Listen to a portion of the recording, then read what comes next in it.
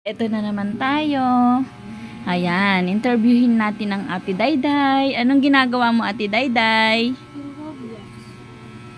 Nag-Roblox ka? Naligo ka na, Ate Dayday? Kumain ka na? Mukha atang hindi ka pa ata naglinis, Ate Dayday. Ay, tinatamad pa ngayon ng Ate Dayday ah.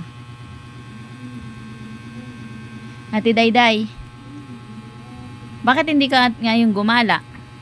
Naulan Ay, naulan ba? Ganun ba yun, Bi? Pag naulan, Bi, hindi ka lalabas? Nabi?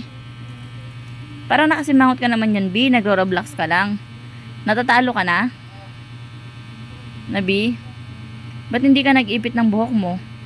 Nasa loob. Ay, nag-vlog ka na ba kagabi? Ano pala yung binlog mo kagabi? Pagkain ko. Ano ba yung ano mo? Anong pangalan ng vlog mo? Para i-ano natin, i-ano natin sa kanila para panoorin nila.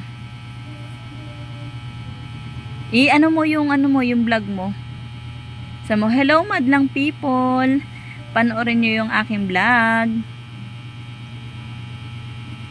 Ayan po ang ating Dayday. Nagro-Roblox po siya. Siya ay nananahimik kasi hindi siya makalabas dahil umuulan. Ayan. Kapag pala naulan, tahimik si Ate Dayday dito sa bahay. Kasi pag hindi naulan, andoon na naman siya sa galaan.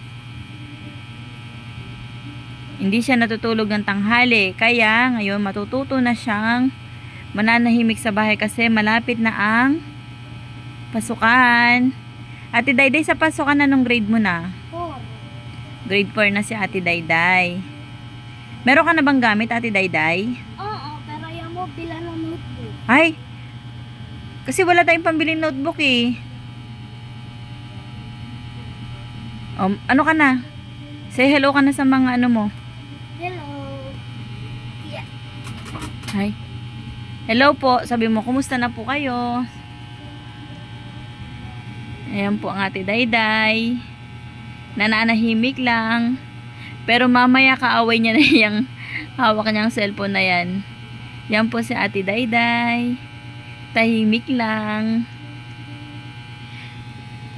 Lagi niyo pong panonoorin ng kanyang vlog. Ano pala yung vlog mo, be? Ay, wala pa. Hindi ka pa pala gumawa, be. Tapos inaano ko na, be. Pinopromote ko na. Say bye! Bye-bye. Bye-bye po, madlang people. Thank you po.